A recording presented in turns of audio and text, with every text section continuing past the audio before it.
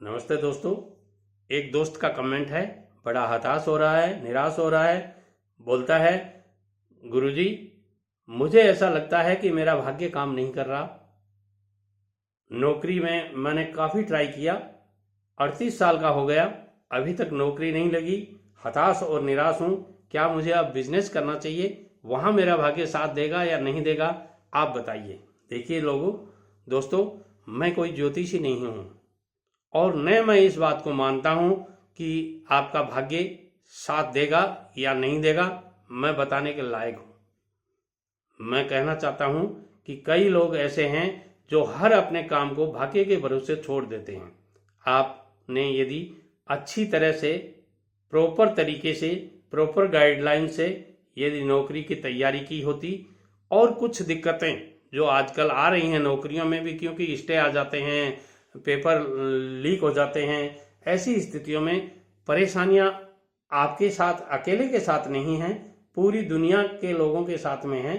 ये मेरा मतलब है, भारत के ऐसे ज़्यादातर स्टेट्स हैं जहां पर इस तरह की गलतियां हुई हैं। वो चाहे ह्यूमन गलतियां हैं, ये किसी भी तरीके से हुई हैं, ये सरकार के खोज और रिसर्च का विषय है, मेरा विषय नहीं है। मगर मैं कहना चाहूँगा, इन गलतियों का दंड भी आप लोगों को मिला है, हमें भी मिला है। जो परिजन हैं आपके, या यूं कह सकते हैं आपके अभिभावक हैं, उनको भी ये परेशानियां हुई हैं। तो ऐसी स्थिति में आपको निराश और हताश होने की कोई ज़रूरत नहीं है।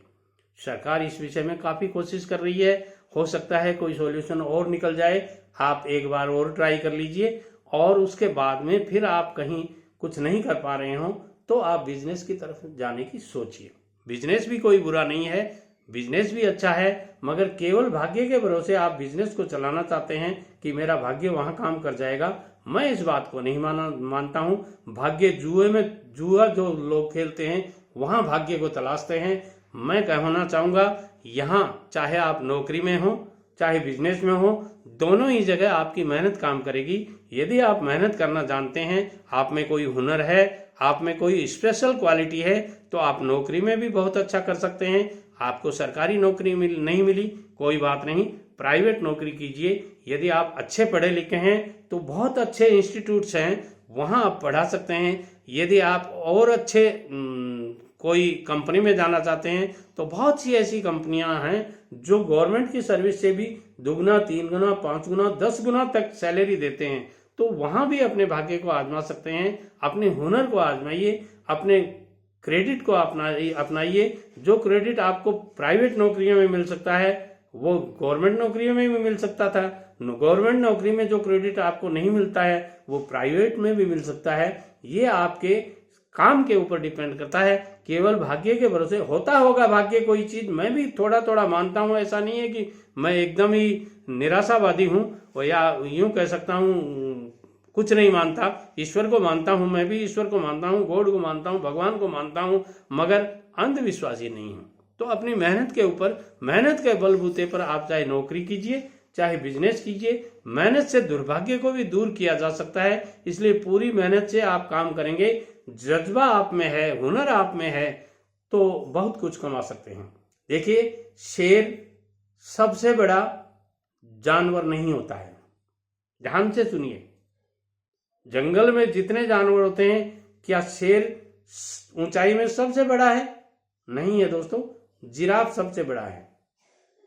क्या शेर वजन में, शरीर में, डील डोल में सबसे बड़ा है? नहीं है। क्यों? कौन है? हाथी है। कमेंट करके जरूर बताइएगा। हाथी है। हाथी शेर से बहुत बड़ा है वजन में।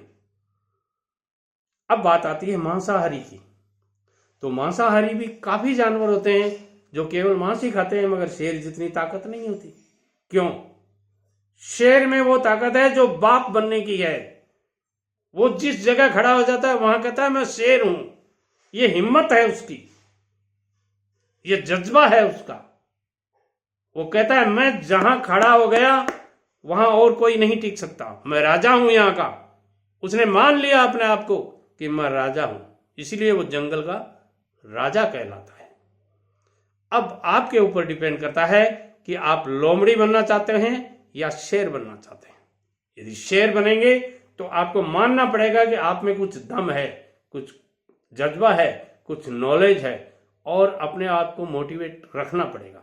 और यदि आप अपने आप को मोटिवेट नहीं रखेंगे तो ये आपके ऊपर है कि आप लोमड़ी बनेंगे।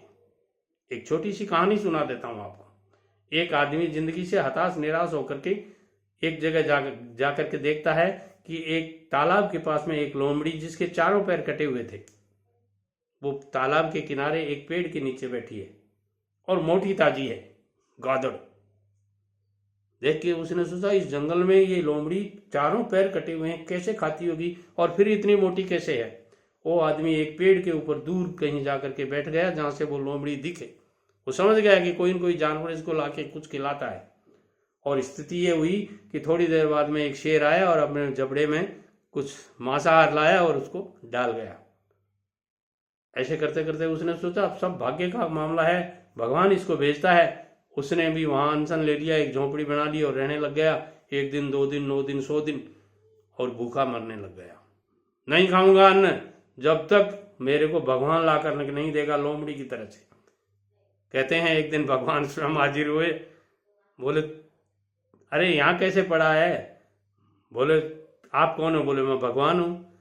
तो बोले भगवान के तो मैंने सुना था कि हमारे पंडित जी बताते थे कि उसके 4 हाथ होते हैं, शंख गदा पद्म ये कमल ये सब उनके होता है हाथों में। तो भगवान को क्या देर लगनी थी, उन्होंने वैसा ही रूप बना लिया। बोले अब? बोले हाँ अब भगवान जसते हो आप। तो बोलो बोल क्या चाहता है? बोले मैं चाहता हूँ लोमड़ी को जब तुम देते हो तो मेरे को क्यों नहीं दे रहे? तो भगवान ने जो कहा वो सुनिए।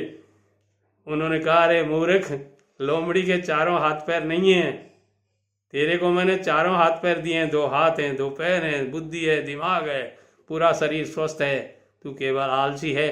तू लोमड़ी क्यों बनता है? तू शेर बन जाना। तू उसने उस शेर को नहीं देखा क्या जो जबड़े में लाके उस लोमड़ी के लिए डाल रहा था? तू भी शेर बन, मैं तेरे को भी देने लग जाऊंगा। तो दोस्तों शेर बनो, लोमड़ी नहीं। नमस्कार।